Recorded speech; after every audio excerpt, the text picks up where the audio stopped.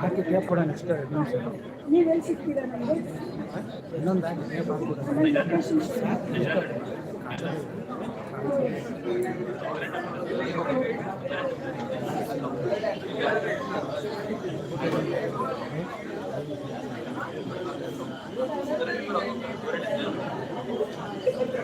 ಇನ್ನೊಂದು roll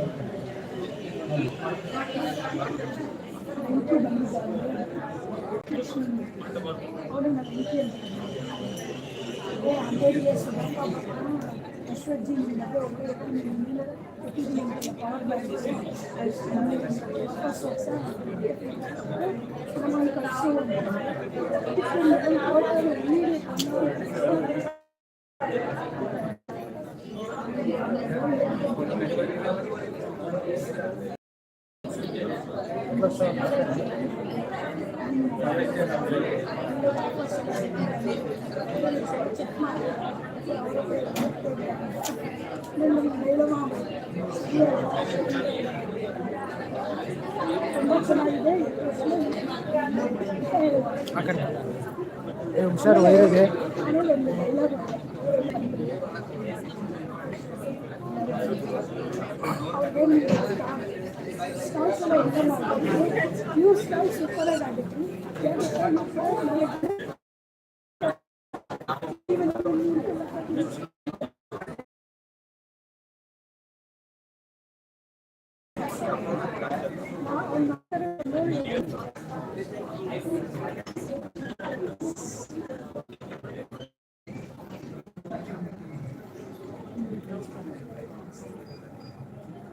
There is no limit to what we as women can accomplish.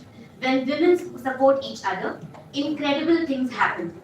Families grow stronger, communities become more resilient, and societies move closer to equality. said Michelle Obama.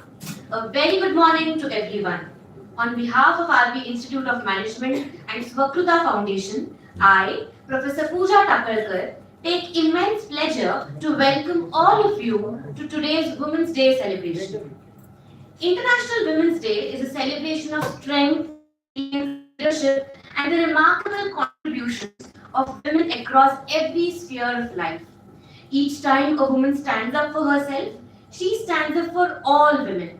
Today, we gather not only to celebrate achievements, but also to recognize the voices, journeys, and impact of women who continue to inspire change and progress in our society. Every meaningful gathering begins with divine blessings. To commence this auspicious occasion, let's invoke the blessings of the Almighty. I now request my student, Ms. Pratiksha, to invoke the blessing of the Almighty with an invocation song.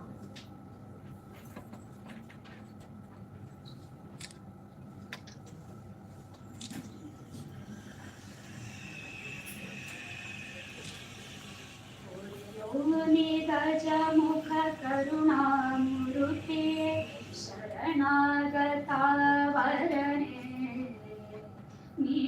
शरणागता वरणे आदिपुलय पडे आदिपुरुषने मेनियली नेलेसो बोधकराशय साधकरिचय साधिಸಿ ಕೊಡು ಗಣಪ ವೇದದಲ್ಲಿ ವೇದಗಳಲ್ಲಿ ವೇದಾಂತದಿ ನಲಿವೆ ಮೋದಕ ಪ್ರಿಯನೇ ವೇದ ವಂದಿತನೇ ವೇದಾಂತರ ಪಾಲನೆ ಕಾರ್ಯಾರಂಭಕ್ಕೆ ನೀನೇ ಆರಾಧ್ಯ ಧೈರ್ಯೋತ್ಸಾಹಕ್ಕೆ ನಿನ್ನ ನೈವೇದ್ಯ ಬಾರೋ ಗಜವದನ ಗುಣಸದನ ಕರುಣಗೆ ಹೊರೆಯೋ ನೀ ಗಜಮುಖ ಕರುಣಾಮೂರ್ತಿಯೇ ಶರಣಾಗತ ವರನೆ ನೀ ಶರಣಾಗತ ವರನೆ ನೀ ಶರಣಾಗತ ನೀ ಶರಣಾಗತ ನೀ ಶರಣಾಗತ ವರನೆ.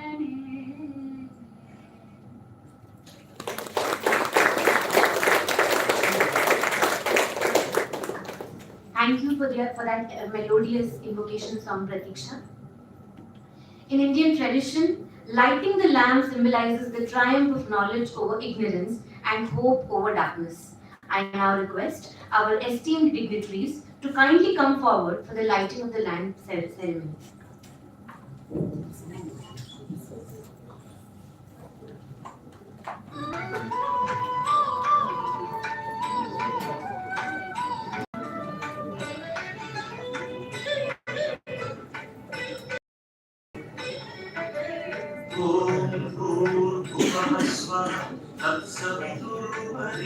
भर्गो देवस्य धीमहि धियो यो नः प्रचोदयात् ॐ भूर्भुवः स्वः तत्सवितुर्वरेण्यं भर्गो देवस्य धीमहि धियो यो नः प्रचोदयात् ॐ भूर्भुवः स्वः तत्सवितुर्वरेण्यं भर्गो देवस्य धीमहि धियो यो नः प्रचोदयात् ॐ भूर्भुवः स्वः तत्सवितुर्वरेण्यं भर्गो देवस्य धीमहि धियो यो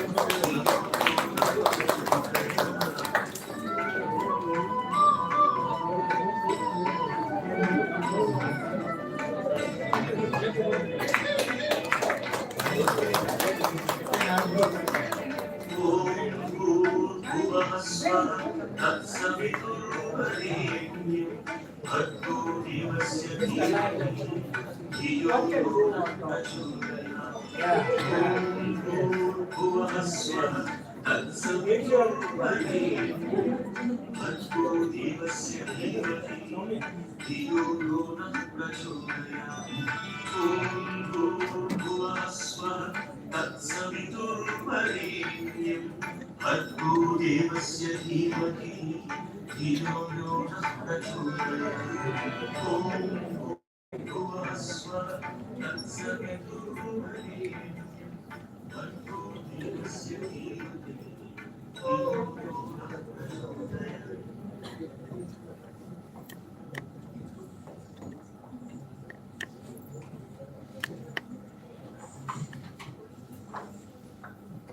Thank you, everyone. Today we gather to celebrate International Women's Day, a day to honor the incredible achievements and boundless potential of women across every field.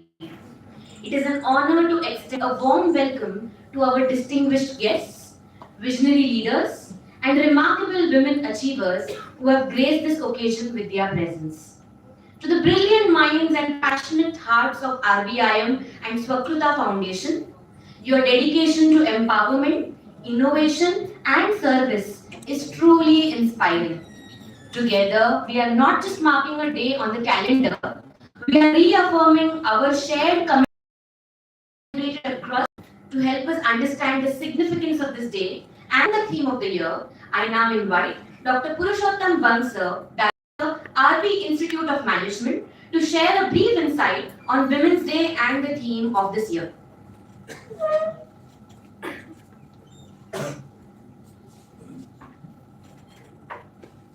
Thank you, Pooja. Dignitaries, on the days, off the days, my dear students, ladies and gentlemen. It's a great day, so let me congratulate all the women folk assembled here. A big round of applause for the contribution that you have been making. Okay, in your career, in the profession, wherever you are working, at home, more important. If there is a disturbance at home, everything will take a toll. Agree? Yes. Yeah? Including men, children, right? You yourself. And when we look deeper, who is managing home? It's women, right? Nowadays, men are coming up, picking up. Okay. Because we are forced to, right? And it is also a good sign, by the way, right? And things are changing, but things are changing at a very slow pace. Okay. When we talk about equality, equity, diversity, inclusivity, fantastic thing. I really liked the theme of this year. Inspiring inclusiveness, celebrating inclusiveness. Right? So when we say inclusiveness, right? It's a very, very interesting term. It's not only about inclusivity of women. We are talking here. As we talk, we categorize based on just the sexual orientation alone, right? LGBTQIA plus. Why plus? We don't know. Individual's sexual orientation is unique. That's only on the one aspect. There are several aspects. My learning style is different from Pooja's. She is a fast learner. I am a slow learner. Right? Even our attitudes are different.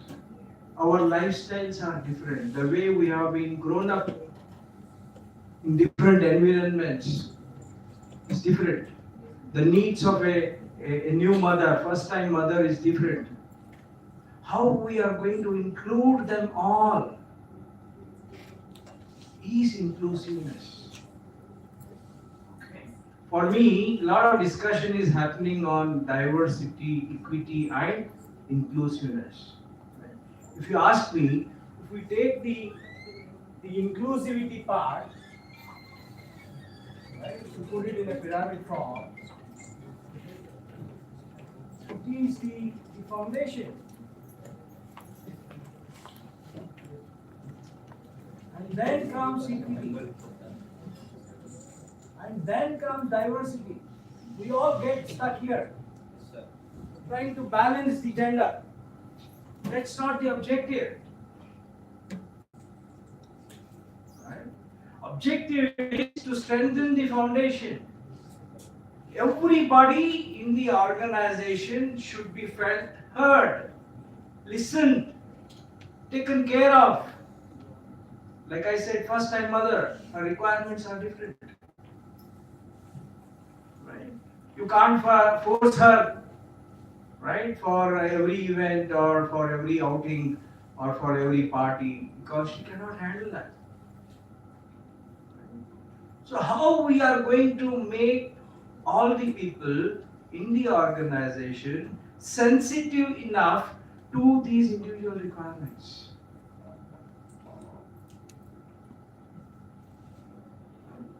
I cannot make a rule and enforce that. It is not going to happen. We all should get it in our mindset. That is when the foundation will change. Otherwise, we get stuck in diversity, right? And hiring women folk, hiring men folk, and saying, I'm gender balanced, I'm gender neutral. Right? It's not going to help us. Then comes equity. How you are going to take care of that in an equitable manner. I'm not talking about equality here. I'm talking about equity, two different things. Okay. For example, right, the guy who is short enough, very short, let's say 4 feet, we find people like that, right? So, if I'm going to provide him the same desk and same chair, is it going to help him? It's not going to help him. His requirements are different. He needs a specially designed table, specially designed chair for his personality.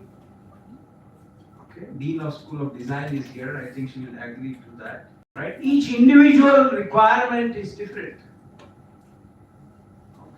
How you are going to balance that? That is equity. And then diversity will automatically happen. If you take care of the first two, inclusiveness and the equity, when message goes out that everybody is being heard and everybody is being taken care of, then people will start applying. Of all backgrounds, of all origins, ethnic origin, gender, all of people will start applying. And naturally you will be very, very diverse. Unfortunately, we got stuck at celebrating diversity only. That is the reason I like the theme. Okay. So wherever we are working, whatever we are doing, we should be inclusive. Inclusiveness. Each one is different in this universe. Our requirements are different. Our thought process is different. Agree? That one DNA doesn't match with other DNA. We are unique. So that is where we have to be inclusive. Is the message, I think, the theme of today. And without going deeper, right, I would like to show you a small clip which really was so inspiring and fascinating. Just watch this small clip. Okay. Shut off the lights, Rajan. I got invited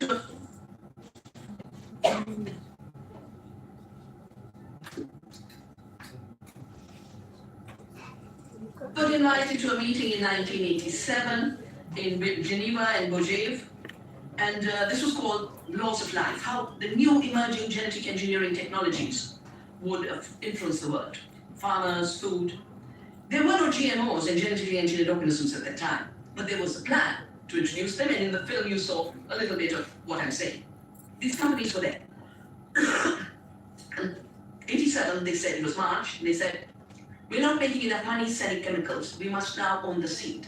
And to own the seed, we must do genetic engineering so we can claim we've invented the seed. We can take patents of seed and we must force it on the world. That's how they created the GATT, the intellectual property, the WTO. I'm listening to them and saying, they want an empire over life itself.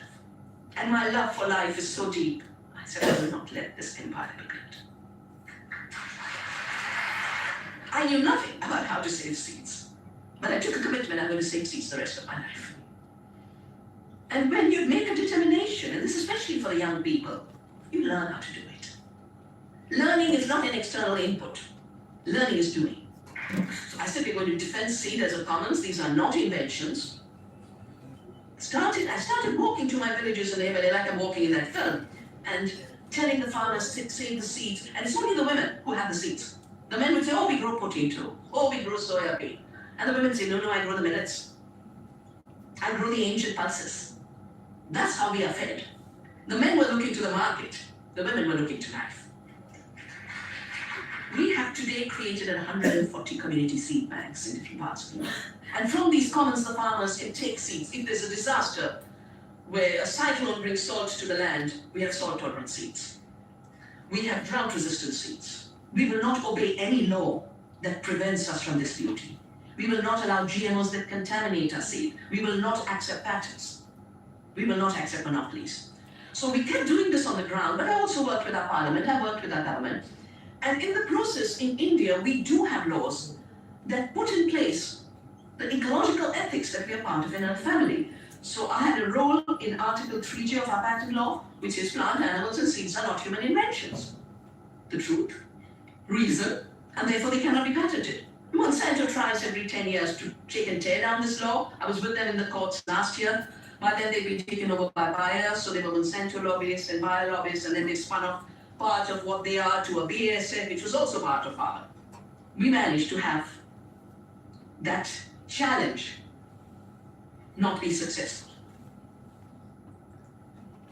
Okay. So, one lady, right? You all may be knowing, her name is Vandana Shiva, Dr. Vandana Shiva, coming from Himalayas, fighting with the word. Fighting with the word. That is the woman spirit. That is the woman spirit, right? And she started an NGO called Navadhanya, preserving seeds, seed banks. Very, very innovative concepts. Today, all of us, all the farmers, are trying to grow cash crops. Earlier, we used to, even in just cotton alone, we used to have around 200 plus varieties. In mango, 800 plus varieties. And now, slowly, it is getting reduced. Because seeds are not available. So that is what she is working on. Ecofeminism. Okay. And what it means is parallels between the exploitation of nature and the subjugation of women in patriarchal systems. Advocating for a worldwide that respects and sustains both men and women. That is another initiative. And anti-industrial agriculture. Right? All this urbanization, the effects of urbanization is happening because of we are treating agriculture as an industry. That's why a lot of migration is happening. She's fighting for that cause at a global level. And here are some examples from whom we can draw inspiration and try to become one like her. So, with that note, I recall Shah Rukh Khan's dialogue in one of the movie. Anybody? इंसान का sir 3 जगह पे झुकता है, देवी के चरणों में, माँ के चरणों में और बीवी के चरणों. All the 3 are women, so hats off to women. You have been preserving, you have been conserving not only the nature, but the homes, but the culture. Thank you all, and let us celebrate this wonderful day dedicated to women. Thank you so much.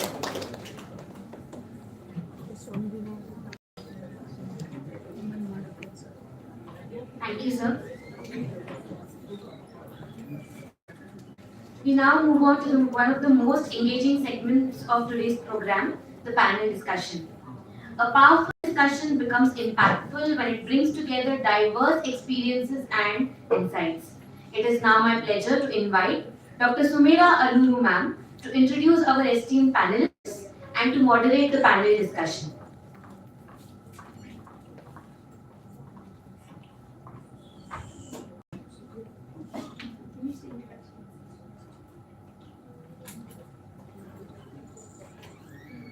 Very good morning to one and all. It's been my esteemed pleasure to introduce our eminent panelists from diverse backgrounds on this August occasion of International Women's Day 2026, where we have a very good theme called as Inspiring Inclusiveness. I take this pleasure to invite and welcome Major Aditi Mohan. Major Aditi Mohan is a distinguished professional whose career spans military service and corporate leadership. She served in the Indian Army from 1997 and participated in key operations including Operation Vijay in Operation Parakram. Coming from a strong defense background, she belongs to a family with a long tradition of military service. Her father served the nation for 30 years and fought 2 wars, and she is also married to an army officer. After her military service, she built a successful corporate career and currently serves as head of establishment India at Hindustan Coca-Cola Beverages. She previously held senior leadership roles at Fidelity National Financial, Accenture, GE, Concentrix, Tesco, and Vertex. An advocate of women empowerment, she is a philanthropist, TEDx speaker, and former state president of the Karnataka Defence Personnel Council. She has received several recognitions, including awards from Bengaluru Police and Red FM for her social contributions. We take this opportunity to welcome you, ma'am, to this event.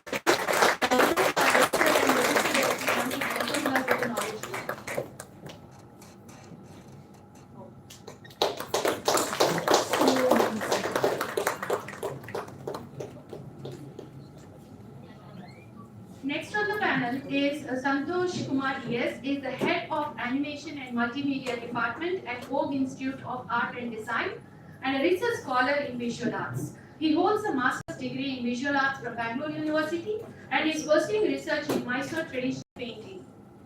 With extensive experience in visual and performing arts, he has participated in several art exhibitions across Karnataka. He has also been actively involved in the theatre, performing in more than 150 stage shows as an actor, director, writer, and costume designer.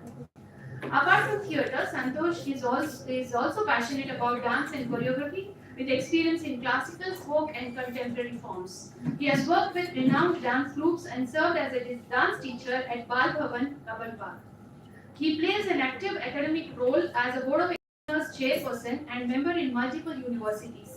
His work focuses on nurturing creativity, training aspiring designers, and contributing to research in visual and performing arts. Can we have a good round of applause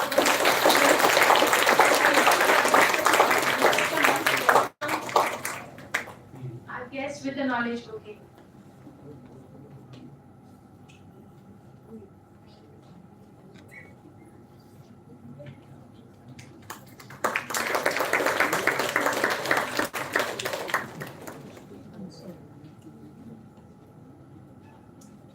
Yet another eminent person on our panel is Sneha Chandrasekharan. She is an entrepreneur, creative visionary, and author based in Bangalore. She is known for redefining modern leadership through creativity, innovation, and multidimensional approach to business and life. She is the founder of Black and White Creative Studio, a branding and digital marketing agency that works with luxury, hospitality, and lifestyle brands to build meaningful, story-driven brand identity. How interesting is that? Sneha has founded the Chief Post, a platform dedicated to celebrating chefs and amplifying culinary voices in the hospitality industry. She is currently developing Kyoto, a mindful home decor and lifestyle brand inspired by Japanese minimalism and slow living. In 2026, she debuted as an author with her haiku collection, The Gravity of Quiet, featuring 77 minimalist poems celebrating stillness and everyday beauty. Her journey reflects resilience, creativity, and the power of balancing entrepreneurship, authorship, and motherhood. I request Dr. Anand Some student can come. I will hold it for you and you, okay?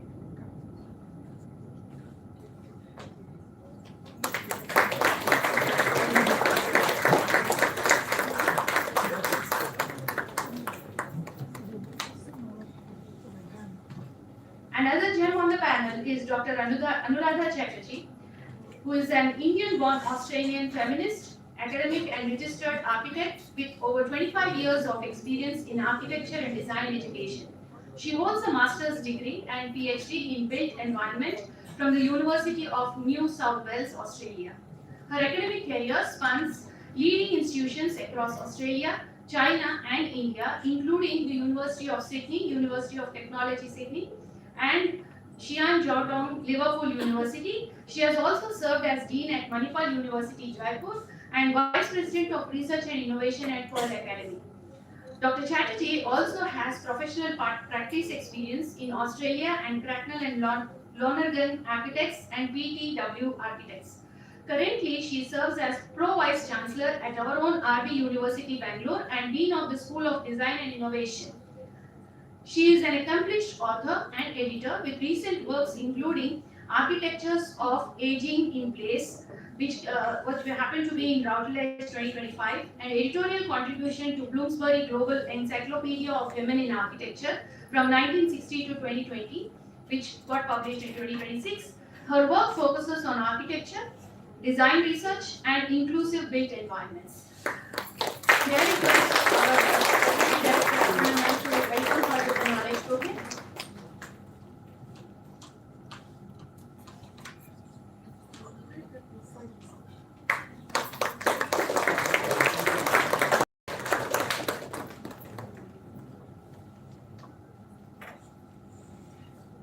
Next on the panel is another wonderful lady, Simi Shibu, is the head of learning and development at the Akshay Patra Foundation, Bengaluru.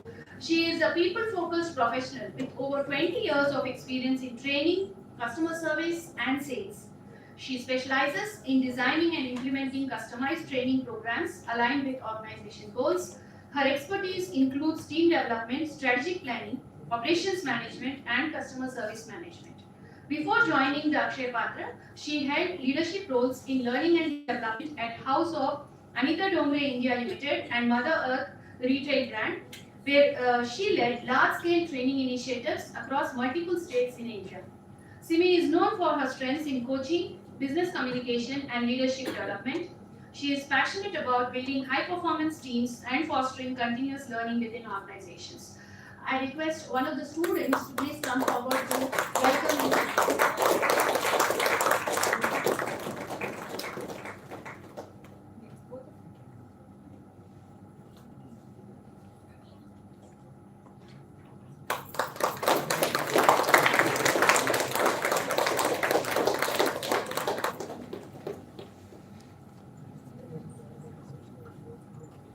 Another very enterprising lady, and I feel very privileged to introduce her, Dr. Shweta Venugopal. She is a distinguished medical professional and an academic leader with qualifications including MBBS, MS in general surgery, and in plastic surgery as well. She also holds a diploma in teaching and learning from the University of Cambridge, reflecting her commitment to medical education and mentorship.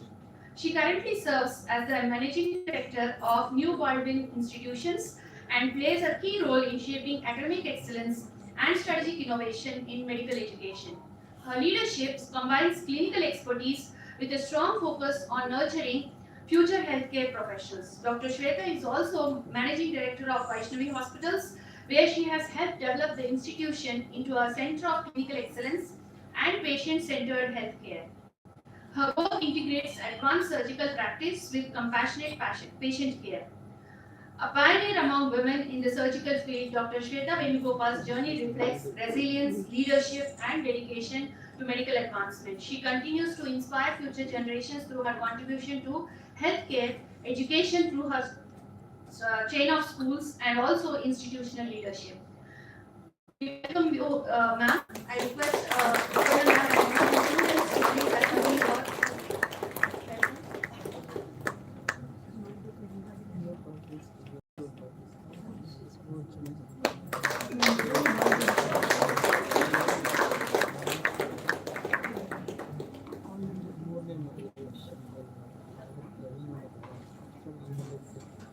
We also have on the panel Dr. Aparna Rao, our Deputy Director. She brings 26 plus years of excellence in higher education leadership as Director, Principal, and Professor across reputed institutions. Honored as one among the top 100 most influential directors of these schools in India. A proud recipient of the South Indian Women Achievers Award for year 2020. National Women Leadership Award. APJ Abdul Kalam Best Teacher Award and several other national honors. Pioneered with innovation, research and entrepreneurship framework and spearheaded 400 plus webinars and more than 25 skill-based programs as the founder director of Gibbs School. She has been instrumental in establishing a research center at the Bangalore University, strengthening academic rigor and the research culture. Dr. Aparna has successfully guided PhD scholars and as an evaluator for doctoral thesis across multiple universities. She has also authored books on HRM and personnel management, which are widely adopted by management students, with over 20 plus impactful publication in Scopus Index and UGC Care Listed journals. She has organized and chaired national and international conferences, collaborated with Lincoln College in US and senior executives from Microsoft.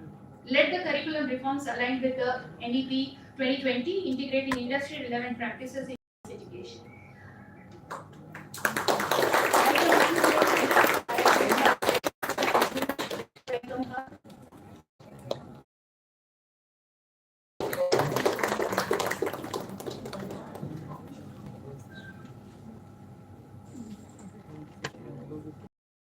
And at the same time, it's always a huge pleasure to introduce our beloved director, Dr. Purushottam Ban.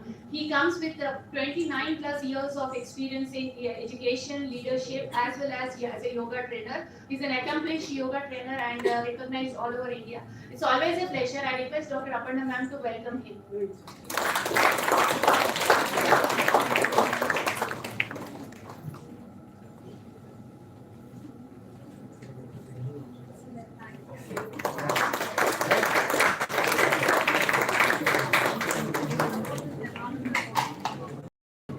Let's start with the panel discussion.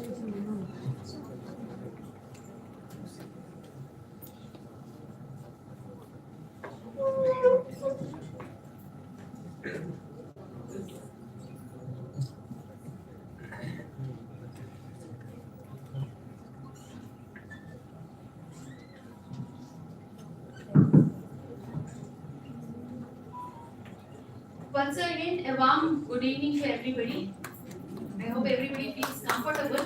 Let's make this as a platform to bring in more of voices across several different areas. That's how we have picked the panelists.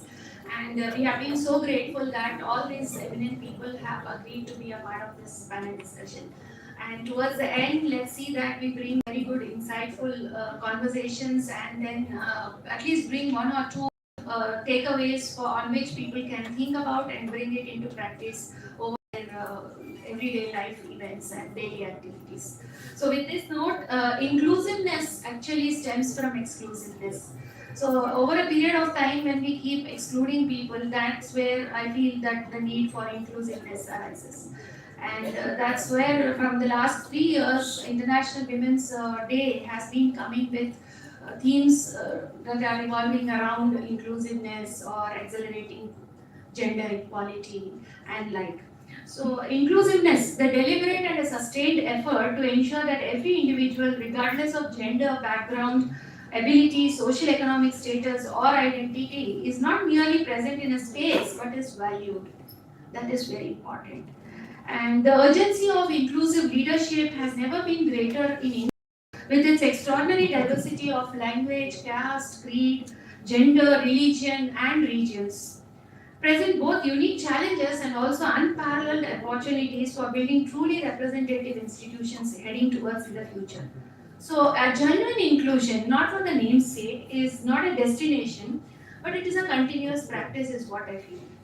So, in this regard, we have 130 seconds of round of your opinion about how we can go ahead with inclusiveness and how we can bring this process of inclusiveness in all our decisions and in lifestyles. 130 to 40 seconds remark from each one of you would be great.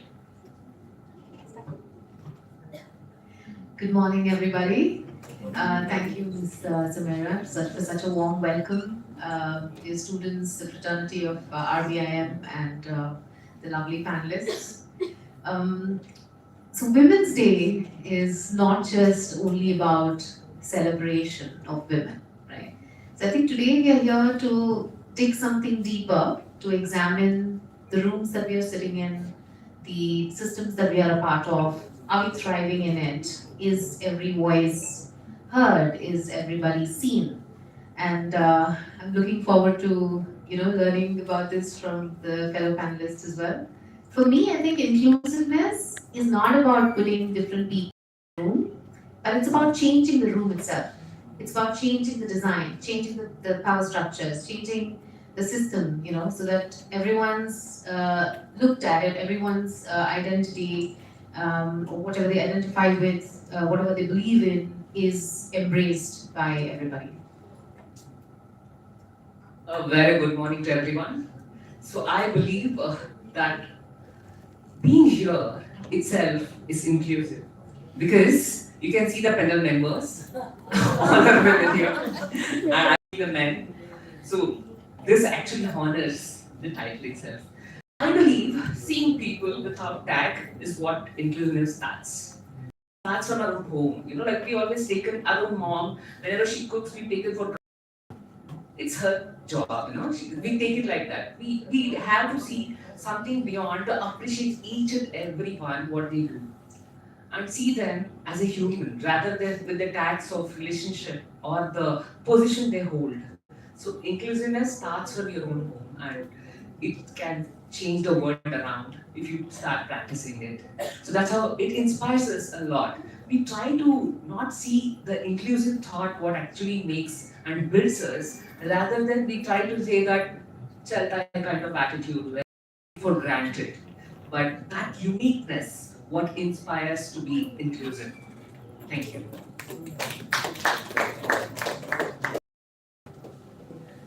Good morning to everyone present here, beautiful panelists and all the intellectual students and professors.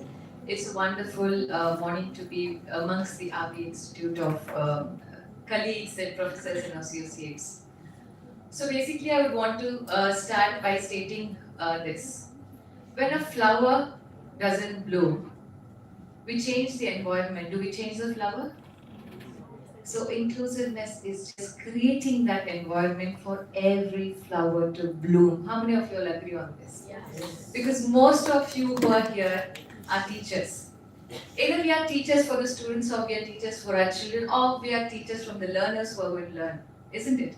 So today I believe with all these beautiful panelists that we learn to create this environment where every flower is going to bloom. And on this special event of the Women's Day inclusiveness theme, let's to see and nurture all the flowers bloom. Yes? I'm sure we are also blooming. I mean, most of us are in different stages of blooming, and one day we see a garden full of beautiful flowers, and that's the environment I think inclusiveness is.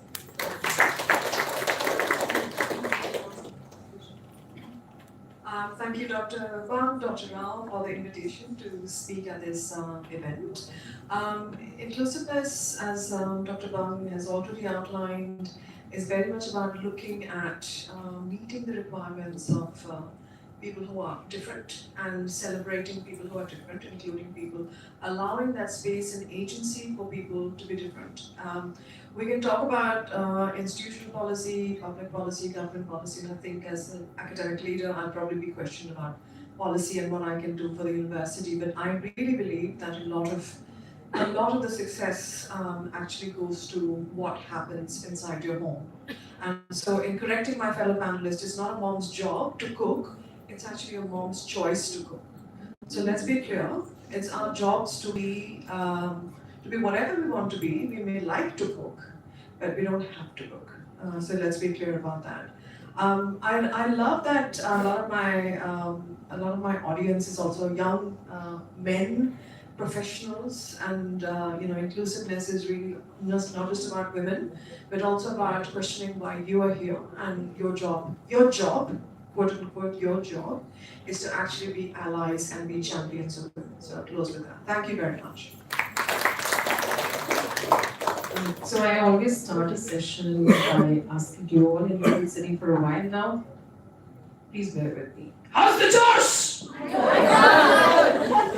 guys didn't have breakfast. Neither did I. My Josh is very high. How's the toss? One last time. How's the toss? Hey, ma'am. Thank you. Well done.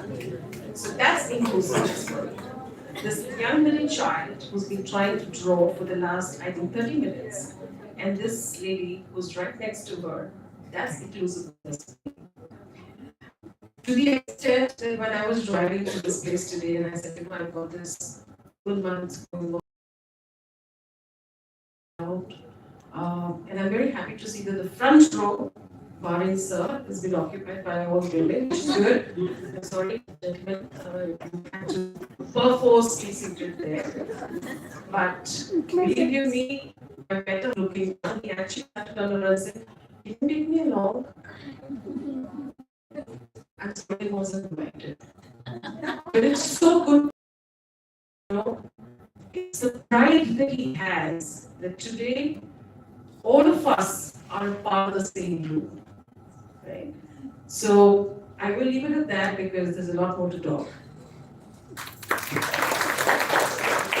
Happy morning to the beautiful people sitting here and my fellow panelists.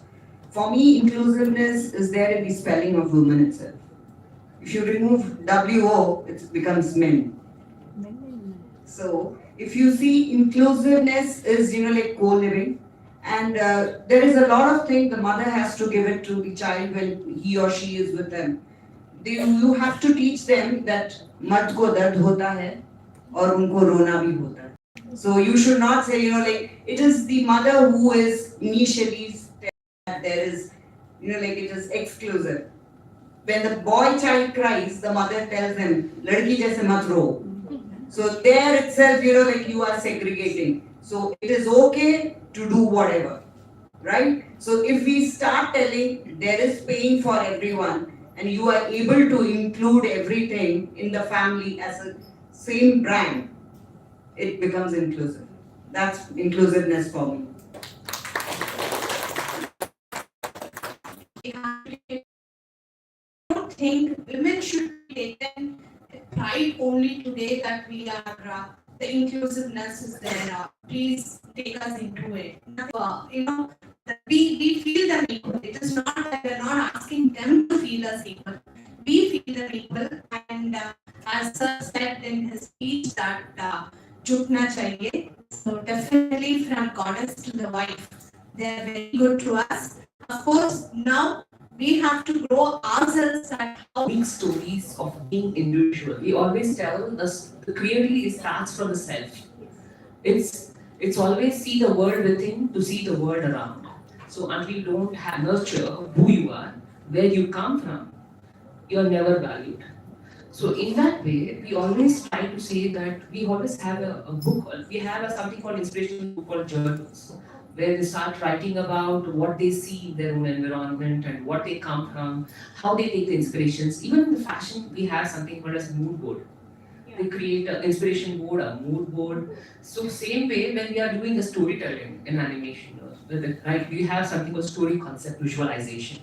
So they come up with a uniqueness of their own region. So we always nurture students to make a habit that don't see something that is beyond you, see within you. And make that possible, that to show your story, not create stories. and see your own story creates the world. Because your story has to be told. Yes. That's what we believe. Absolutely. Yeah. There are immense amounts of stories already with us. If we can Yes, narrate yes, those, that is more yes. than enough rather than creating new ones. Wonderful, sir. I just move on to Aditi ma'am if I can. The Indian Army, ma'am, has been most traditionally male dominated institution in the country for years now. Of course, there are people allowed to enter now from the other gender as well. But what are the most significant cultural or structural barriers you had to encounter as a woman officer? And what was your experience and what does the institutional inclusiveness look like there? And beyond just allowing the entry, how can we take it forward? Are you asking me to be very honest? Yes. All right. So I'll go back to when she asked about being inclusive. I think for me, the journey started way back because I'm a daughter of a retired colonel. He's alive, he's 89, he's fought his share of wars, which you all read. I think when I was still studying, I was younger than you all. I was in my school, 6th standard, 7th standard. The first thing he said, "Jao hodga." I was like, okay. So by default, the environment that I had was very, very forward-looking. He never kind of distinguished between that, we're two sisters and we've got a younger brother who was, of course, the ladla. So, generally the boys, the young, they were pampered lot, and gentlemen, you are really pampered. Huh? So, but there was never a chance where I was born and brought up that I'm going to enter into the forge. And when I entered the forge, it was like that. So from innocently beautiful, I became shamelessly bold. Right? When you talk about, the acceptance, let me put it this way, the cultural, the structure,